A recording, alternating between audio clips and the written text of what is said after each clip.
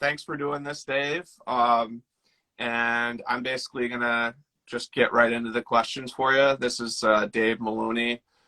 He works at Syracuse University and teaches a few classes. Dave, the first question I have for you is tell people a little bit about yourself and how you've gotten into the position that you are in right now. Yeah, I mean, I'll be brief. I don't think anybody wants to hear the whole spiel. I mean, I'm old. So real quick, was a 3-sport athlete, West Genesee High School.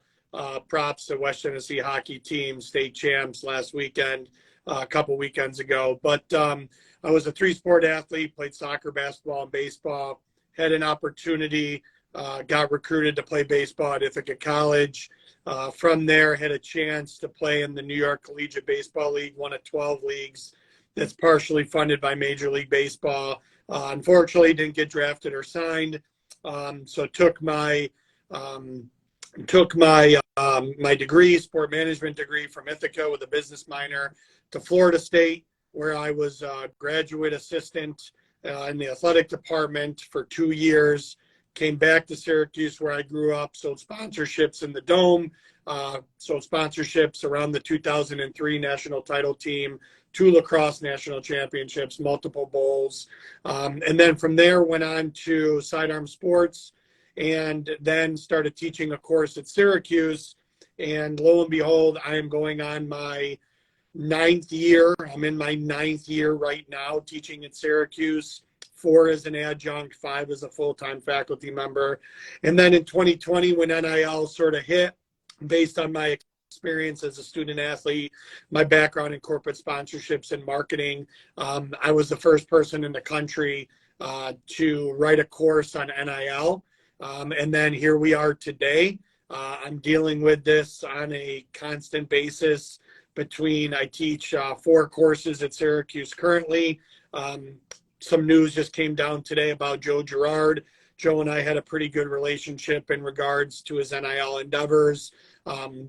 With some of the rules, we couldn't facilitate or compensate student athletes, which I did not, but we obviously could educate student athletes. So it's been pretty cool.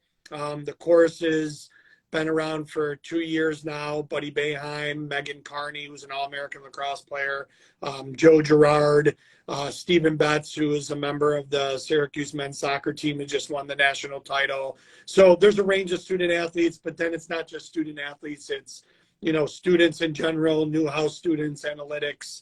I'm on a bunch of panels. This Tuesday, shameless plug, I'm on a panel with Front Office Sports in regards to NIL. In 3 weeks, I'm going to go talk to all the college football bowls about NIL. So I'm pretty pumped about it. And, our 2 boys both go to West Genesee. Both are currently playing, one on JV and one on varsity currently for the baseball program. So it's a pretty neat time. And it's a time that a lot of folks need education, which they're not getting.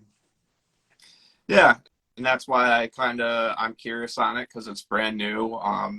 And what would you say is, what is NIL and what is Syracuse doing right now to promote and push NIL? Yeah, so NIL really simply, Paul, is like name, image, and likeness. So obviously your name, Dave Meluni, your image, which would be me in my Ithaca. You see my little jersey behind me, my Ithaca jersey. And then likeness is really kind of how this all transpired from Sonny Vaccaro and Ed O'Bannon, because they had sort of had a lawsuit, and then a lot of that sort of streamlined in 2015 with EA Sports. That's your likeness. So if you look at all those images behind you, that's a likeness, right? Mm-hmm. Video games. So student athletes now. So the one thing, because you have a really good good saturation in the high school and youth market.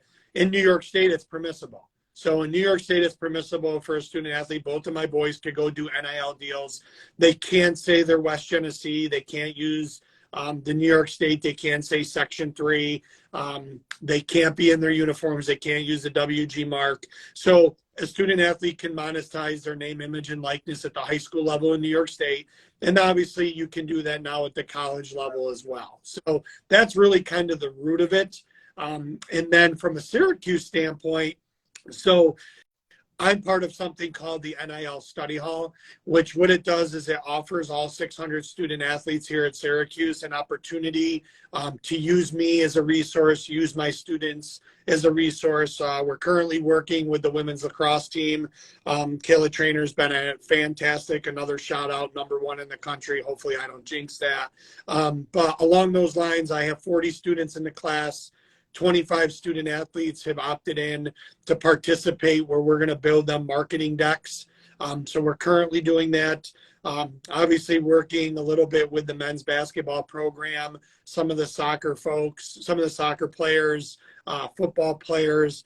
Anybody has the capacity to reach out to me and guide them and educate them on what they can do. Now, here at Syracuse, it's outside of the university. We have 2 collectives, 315. It's the 315 Foundation and Athletes Who Care. That's a collective that raises money separately of the university, and then they can get student athletes to opt in. And it's really charity-based right now. So like a couple weeks ago, some of the football players went, I believe, to the Boys and Girls Club, and they can do some things there and get, they can be compensated for that, and then they can promote like helping donate to the Boys and Girls Club because they need a new gym floor or locker room or things like that. So that's really kind of the gist of it. There's a lot more to it, Paul, but we'll be on here way too long for us. Yeah. And how would you say right now NIL benefits current student athletes? Well, I mean, I'll give you the example, man. I mean, I grew up in Camillus, and right there on West Genesee Street, there was Eckerd pharmacy that none of the youngins will remember what that is. But, now it's a Dollar Tree. And when I was at Ithaca, like, again, I'm not a Florida State or Miami or Ole Miss or Mississippi State baseball player, but I had a really close friend that went to Ithaca with me that was in the music department. And he used to tell me that when he would come home for break, he would do, I can't remember, cello, violin, some sort of instrument lessons and make 40 to 50 bucks an hour. I had to work at Eckerd because the rules stated that I couldn't make any money by doing lessons. And as of maybe even last year was probably when I kind of hung it up from doing lessons for kids. I could do that. But I'm old and washed up. So, we're looking at a $1 billion industry. Maybe not $1 billion yet, but youth sports has totally exploded. And, I have a 14-year-old that's, really interested in hockey, and I can't even skate, but we have a skate coach. He's got a skate coach. He's got an edge coach. And then he's got, a technicality coach. Like there's a million different things. They have, and if that's a student athlete, like that's an awesome way for Division 1, 2, and 3 athlete to monetize. And if you look at West Genesee, I mean, come on, women's lacrosse, men's lacrosse, baseball program, football program, track and field. Pretty much every program almost at this point. One of them's got kids that are playing in college that can come back to Shove Park, Reed Webster, wherever in between and do lessons and make a little bit of money, which you couldn't do when I was a student athlete. So to me, that's the first and foremost. And then it's Instagram. So you're very active on Instagram. I try to stay active with relative to what I'm doing. My son Nicholas is pretty active on it, Landon, a little bit here and there. But it's building your brand, and your brand is really becoming your resume. That's what Instagram is. Turn on your comments, turn on your likes, understand what a collaborator is, right? So Nick and I dabble a little bit in this of, if I post something of him with the Syracuse Nats, I'll invite him as a collaborator because then he can maximize what my followers are. But schools should be doing this. So like, again, high schools are limited. West Genny's limited. They don't have a social media director. Mike Burns can't be everywhere in between, but, there are strategies that I think some schools, Fayetteville Manlius does a really good job. Scott Sugar, a little shout out to him, what he does using an app to create graphics for student athletes. And I'm talking about high school because you're ingrained in the Camillus market or Syracuse market, but you're national too. So these are a lot of opportunities. And then it's going to teach student athletes, even as young as 14, 15, 16, and parents, how to be an entrepreneur, which I think is awesome.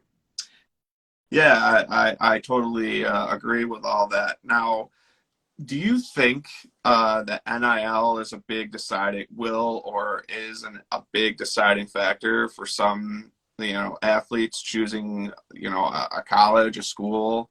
And are athletes starting to ask schools when they go in, like, how much money am I going to make type thing with NIL? So it's a loaded question. Do I think student athletes or do I think parents? So I have a handful of examples that parents are asking that question. Now, again, I can't sit here and say and understand anybody but the financial, psychographic, demographic situation, psychographic situation that my family is in. Okay. So, I mean, along those lines, everybody's different, but parents are asking these questions. Now, all you got to do is go listen to Deion Sanders, because Deion Sanders doesn't want a kid who's going to bring this up at all. Okay. What we're trying to communicate with coaches here at Syracuse, and I have with a couple coaches in particular, coaching staffs, is it is permissible for that coaching staff to understand what their athletes have done in the prior year. Like, this is still new, Paul. Like, some of the data isn't all the way there. We haven't got it all, 12 months quite yet, right? Yeah. So you have a program that's able to say, like, on average, our women's basketball players make anywhere from $500 to $5,000. That's permissible, right? We can't go out and say we're going to guarantee you. And this is why everybody's sort of fighting out there, because of the collectives. The collectives live separately of a university. You're not supposed to be out there saying, hey, we're going to give you X amount of money, because that's impermissible under the guidelines of the NCAA from a recruiting advantage side of things. So to answer your question, parents are asking.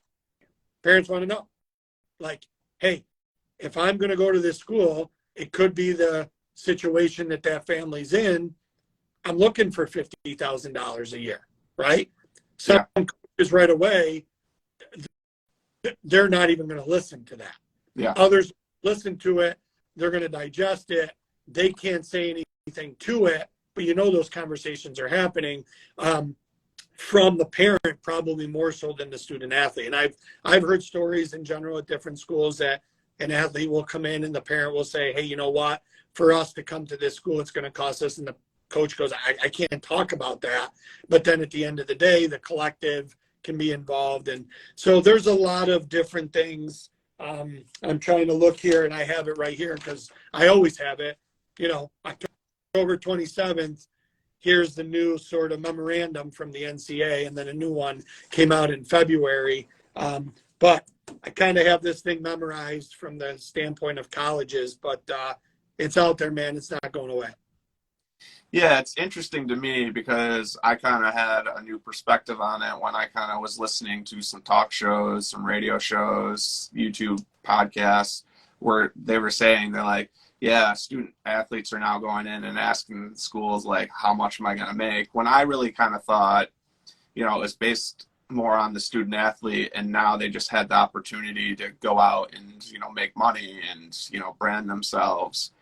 And a lot of this too is crazy to me because, a lot of these big name athletes that I would say are probably going to make the money, are probably already getting full scholarships to these schools. So people will already argue, I know Boeheim's talked about it, you're already getting a free education. Isn't that enough? Like, everyone else, like you or myself who played Division III, we didn't get scholarship that much. Well, and you're paying back tons of student loan debt and all that stuff. Yeah.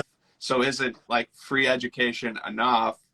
But I think college kind of has to do this because they're making billions upon billions off these athletes, and people are kind of like up in arms, like how come you guys are making all this money and these athletes aren't? When in a sense, they're getting an education, but where is that kind of cutoff or trade-off? I don't know. Like, there's that gray line, and that's why, you've kind of stated it too. It's so early, but I think it's a good thing. I think athletes and other, not only just athletes, but anyone should be able to go out and, put themselves out there and make some money off of it. So yeah, here's where I'll jump in, and this is where people don't understand this, right? You talk about scholarships. Currently, there are 3 sports, okay? They could house, or not even house, they could fulfill a squad, a full team, okay? Football at the Division I level, at the major Division I level, is 85 scholarships. You certainly, every one of those scholarships is a full scholarship. So at Syracuse, $1,000, $80,000. Or at Syracuse University, $80,000. Basketball, men's 13 scholarships, $80,000. Women's basketball, 15, $80,000. You want to know what the next sport is? That's closest to putting everybody on hockey. Ice hockey for men's is 18, women's is 18. Okay. Could you put 18 skaters, right, and have a full team? Yes. Probably looking at 30. Okay. Mm-hmm. After that, Paul, baseball, 11.7 scholarships. Stop chasing the scholarship, folks. Lacrosse, 12. Men's lacrosse, somewhere 11 to 12 to 13, 14. That's it. Okay. Division III baseball teams right now have 50 athletes. But here's what I'll tell you. You can get a full academic ride at a school. I mean, I'm going through this process with a 17-year-old junior. We had a school tell us, you get X amount on your SATs, that's a full ride academically here. He's not going to pitch Division I. Probably not pitch Division II. If he's lucky, right? He's still got some growth. So when you think about this, you have a baseball player at the University of Florida or Ole Miss, right? Ole Miss won the national title. They have so many athletes, if not every single one of those athletes, paying something. So why can't they do a trading card or an autograph session or a pizza deal or a camp and make that money? Nobody understands that. Parents don't understand that. So what frustrates me a lot of times is parents don't understand is football 85, men's basketball 13, women's 15, ice hockey 18, women's ice hockey 18. And here's the thing about ice hockey. Division I hockey for men's, 61. 61 teams. That's it. So, it's tough. So for an athlete to say, hey, I can go give cello lessons. Why can't I go give hitting lessons? This is why this is really cool. And we're not talking about Bryce Young. We're not talking about Caitlin Clark. We're not talking about the Cavender twins. We're talking about the thousands of student athletes that come home over break. And how about the student athletes here that I work with? They have to pay their own flights to get home. Yeah. So that's pretty cool that now that they're able to monetize a little bit. Or how about pay for a flight for mom and dad to come watch you? Because maybe they see you once in 4 years, except from ESPN Plus or whatever it might be. Yeah, and I will say this too. One nice thing with the pandemic is a lot of teams have now they're now streaming games, so that is not exactly the same, but it is nice. I went to RIT and you went to Ithaca. I know RIT streams all the games. I mean, that's one nice thing, or a lot of their games, and I'll watch in here and there, and the quality's pretty good, but it's not the same as actually being there. But that is one cool thing. I know you'd mentioned earlier just some of the student athletes at Syracuse that have really taken advantage of the NIL program. I know Joe Girard. I've seen him do some Dunkin' commercial or promo. Who at Syracuse would you say is taking advantage of NIL right now? Yeah, I mean, Joe did a really good job, and again, I would hope a little bit had to do with him being in my class and us reviewing all this stuff. But he has a great line of clothing through Novus. He did the Dunkin' Donuts deal that was kind of facilitated in some capacity through Learfield, which is the multimedia rights partner, of Syracuse Athletics. Meg Carney's crushing it. Meg gets it. Meg has apparel deals. Meg wants to work in the Meg's big into the fitness and protein shakes and, all that good, that green stuff, right? But along those lines, she's doing a really good job in that capacity. When you look at Caleb with the Mob podcast and some things that Caleb's trying to do, you're going to see Arende Gatson. He's going to be here big in the fall doing some stuff. He just did a deal with Postgame and Sarave. Some of our soccer players, they're trying to get into this, especially trying to maximize the national championship. Joey Spallina, Joey Spallina is doing a good job too, right? He just signed a deal with Apex, which is the entertainment sort of place in the mall here in Destiny. So you're going to see more and more of this. Mikal Jones, who's going to go to the NFL. He had done some stuff. So it's not just men's sports, right? So, I mean, Meg Carney is doing a really good job of this. She's got a deal with the Players Trunk for her own MC22 merchandise. I don't want to get in trouble, so I don't know exactly what the lacrosse company is, so I won't misspeak, but she's got a deal with a lacrosse company. We have student athletes with protein deals like peanut butter shakes, all that good stuff. And then a lot of local restaurants, but we need to get better with it, right? I'm not going to lie to you. Like, we need to just continue to educate. There needs to be a strong emphasis from coaches, from our athletic department, to truly continue to invest in our student athletes, to be out there and get deals done. Yeah, I totally agree. Obviously, I mean, I've been doing this for a little while as far as branding, and drawing up logos, but I remember when I first kind of started this, and I talked with some parents, and some parents were like, oh, why is my student athlete, why do they want to get their own logo? Isn't that kind of like, kind of pompous, into your narcissist, like being into yourself? And I'm like, you know what? Like, I started this because I wanted to represent myself and be myself, not, Jordan or anybody else. And I think now people are really seeing, the advantages that you can take with this type of thing. Should parents and kids start branding themselves at a young age, do you think? And how often do you see this type of thing currently? Yeah, I mean, I think I want to jump in there because it's not my son or my daughter. It's building your brand, right? So, I mean, you've done some shirts for our boys. You've done shirts for teams that I've coached in the past. That's not what it's about. It's not trying to say like Nick and Landon are above somebody else. It's fun too, right? It's because the boys grow. So like I have shirts when Nick was small and then slowly coming up, and we're not creating the Jumpman logo, right? But I mean, along those lines, it's teaching, like, Paul, think about it. I certainly did not have social media, right? I'm much older than you are. But along those lines, like, it's trying to teach a student athlete or a student in general how to use social media correctly, because I am around, daily 200 students in my classes, right? So if you think about that, or whatever, I have 4 classes, but along those lines, I have actively 200 students right now, okay? And we're teaching them that everything is their resume.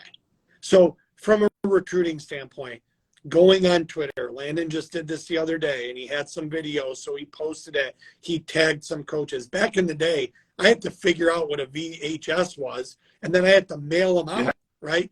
So if we're talking about a logo, that's fun. Like, some of that stuff's fun. I mean, we use a website here called an NFT creator. Then we use a website called Be Funky, and you can create different things. And I've dabbled with Nick and Landon a little bit in that just for fun. But I mean, am I talking about 5, 6, 7, 8 years old? No, not necessarily. But like, you get into the 10, 11, 12, 13, 14, like possibly creating your logo, doing some stuff, posting, on social media, that's okay. Like, there's nothing wrong with that. Again, you're not You're not doing something to demean an opponent or somebody else. It's just, here's who I am. Here's me, and here's my logo, or what. It might not even be your logo, but I think all of that stuff, certainly could be celebrated within reason. Yeah, and I think for forever, like, it's always been kind of finding a balance in sports between, the individual and the team, right? So, but, I'll say this, and I'm sure every athlete will agree, there's always some times where you kind of want to just be yourself and step out and be you. And, it's kind of, finding a balance with that, with players, coaches, teams. But there's always going to be that aspect of individual, no matter what. Yep. It doesn't matter. People are always going to have, I was more of a player guy. I looked at players, over team. But I still, I'm a big pusher of team, being a team and working together. I think that's where you're going to get your victories. So it's finding a balance with that.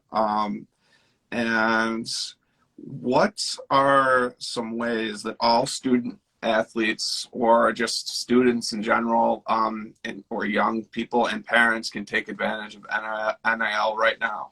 Yeah, I think the first part is taking a look at your Instagram, right? What's important to you from the standpoint of, are you an athlete? Like I have one right now that, I think he'd be pretty split, right? He might trend a little bit more towards hockey and say, hey, it's a little bit faster than baseball. But it's all about starting with, what is your Instagram handle? Like, yours is Kicks Clothing. Mine is Dave Meluni. Mine doesn't say I love SBM Orange, right? Like, you got to start with your name. And then what does your profile photo look like? And then what are you posting? Okay. Nick shares everything, which is fine, right? But that's your story, because it comes down after 24 hours. I don't have a policy.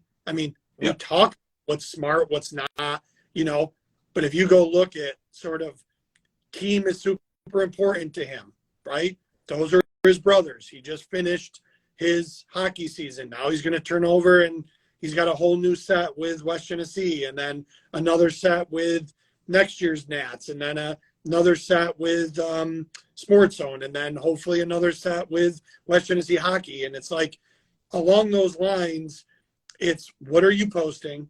And then what are some things outside, right? So, like, do you enjoy skiing on top of being a lacrosse player? Do you enjoy foods? Like, do you enjoy, like, Nick loves hats. He loves winter hats, and he loves fitted caps, right? So down the road, that's showing a brand of what you're interested in. And then the most important part here, Paul, is engagement. Yep. So one of the strategies that I have here for all of our student athletes, and I try to echo this to them, is like Joe Girard. He posted, right? He posted today that he's going to go exhaust his NBA opportunities, but he's going to retain that he can go in the transfer portal. And I always say that when you post, make sure that you're 20 minutes in front of that screen to respond to comments, because those comments are going to last for Joe for a month, or for weeks now, right? So today I had posted something, and Joe right away liked it. So what that's doing is it's showing that Joe is engaged, where too many athletes will just post, turn off their likes and comments. Why? Like, if somebody says something bad, Instagram is going to take it down. There's keywords that can come down, and then you just don't respond. And if somebody really want to go out there, is Dave Meluni going to go make a comment? I'll give Jared a shout because he just won a state title, but am I going to go make a comment about Jared Jagger, a high school hockey player? Like, hey, you were awful. Like, what's that say about me? Because I'm out there publicly. So I'm not going to do that. And I think the biggest part is understanding what your Instagram is, what your name is, what image you're putting out there, how you're sharing stories, when you're posting, what the frequency is. My kids don't sit down and they don't have a template of when they're posting. Just be smart, and just be a good person when it comes to social media, and a lot of it with your teammates too, which Nick does a pretty good job. Landon's not as super active. Landon just likes to repost of the boys, which I whatever.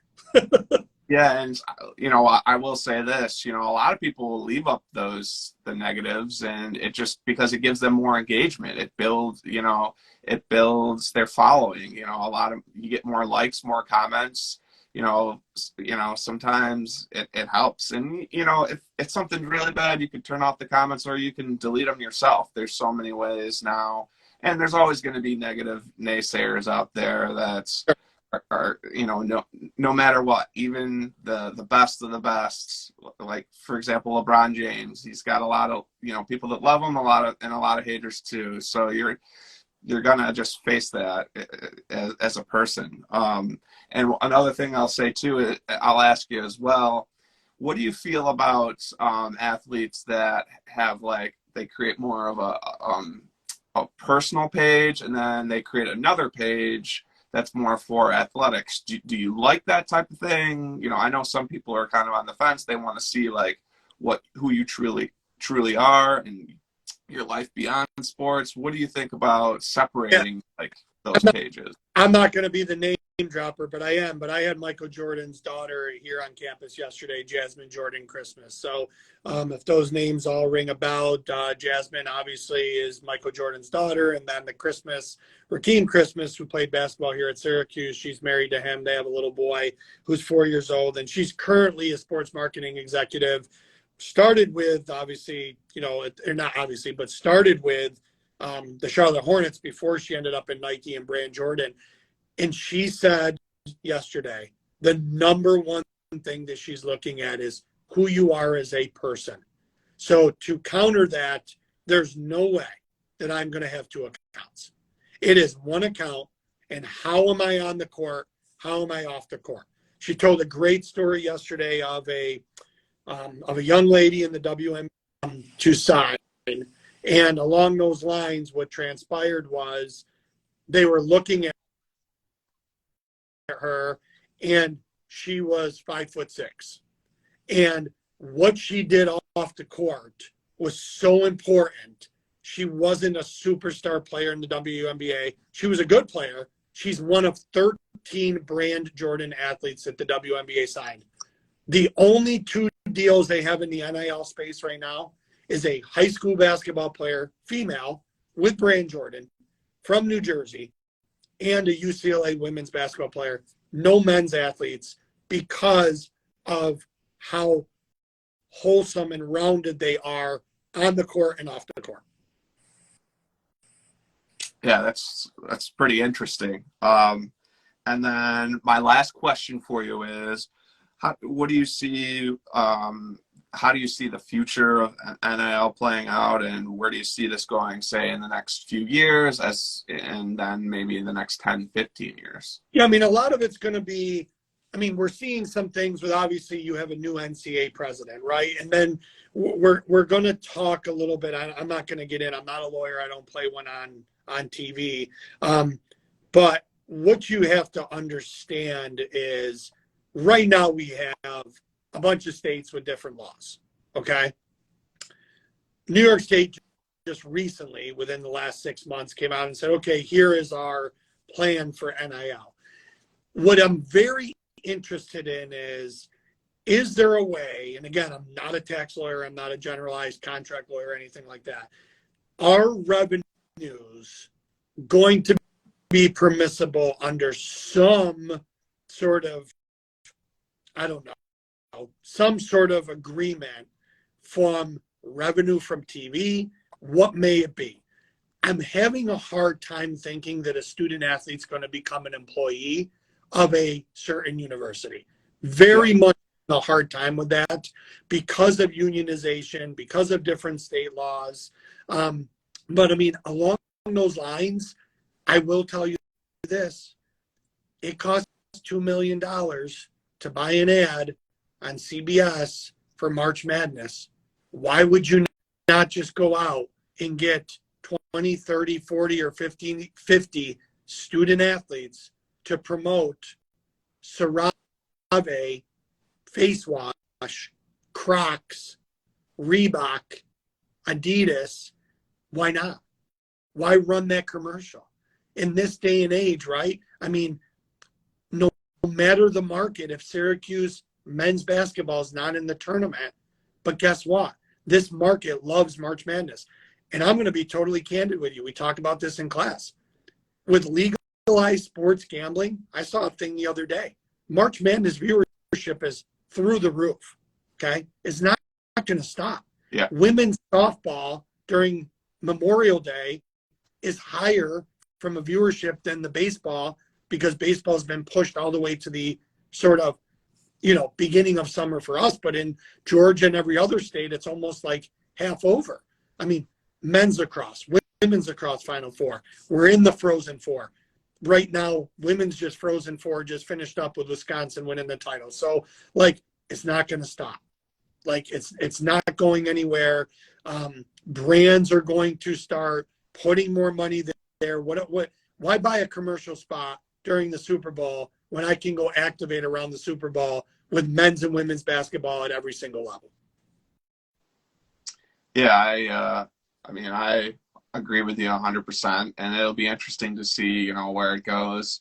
I'm coming from more of the youth level, but I work with a lot of different families, parents, kids that are branding their kids very early, and you're also seeing a lot of some of these accounts, for example, like that Joey Baseball, get verified, and some of these accounts are larger than an actual athlete out there, and they're only 6-7 years old. It's just crazy. Yeah. So it's just really interesting to see. And I appreciate you coming on here live and talking a little bit about it. I'm sure we'll continue to talk about it more as things kind of play out, but it's just cool to see, and I'm glad to have a connection with you and the college level, and we'll just see what happens here. And I'll leave you with this, Paul. In any advice I can give a student athlete in the high school level or our parent is, stop chasing a scholarship. Stop chasing it. If you're a football player, there's 85 scholarships, right? And again, I have my opinions on that, but I also understand from a revenue generation standpoint, okay? Women's basketball, 15, men's basketball, 13. I've said it sort of religiously here. Hockey, men's hockey, 18 scholarships, women's hockey, 18 scholarships. Stop chasing it. If you're a women's lacrosse player, go get your academic money, right? Go sort of stack it. Now, schools better get smart and start stacking scholarships, because that's going to hurt them in a recruiting standpoint, okay? We have plenty of women's lacrosse players at West Genesee that are scattered all over Division I programs across the country. We have a range of baseball players. I think currently we have 2 Division I baseball players at Albany and Bonaventure, and then a whole plethora of them at Division III and JUCOs, right? I couldn't tell you what Eric Burns has men's lacrosse, but he's got a ton. We got athletes at Cornell, right? We got athletes that are Division III hockey, Division I hockey, whatever it may be. So, we have one, again, you know where I'm going, but parents, stop chasing a scholarship, right? Take some pride into your brand, knowing that if you do go to Ithaca College and you do play baseball, you can come home and you can make some money doing lessons. Melunis of the world having that.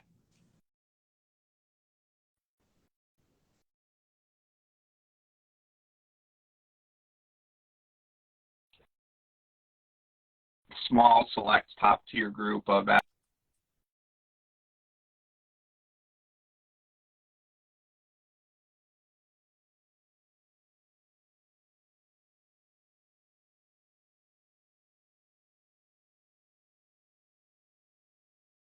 more chances and opportunity you're going to get. So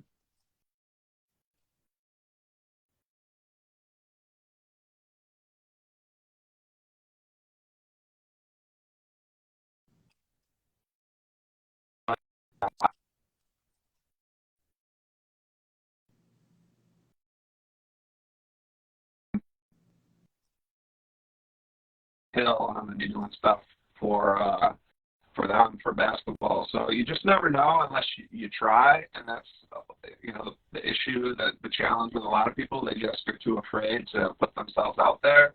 Put yourself out there. You never know until you ask. So once again, Dave Meluni here. Thank you for the talk on NIL, and I'm sure we'll be talking a lot more on it. And thanks again. I appreciate it, and enjoy the rest of your day. All right. Thanks, Paul. Thank you. All right. We'll see you later. Yeah.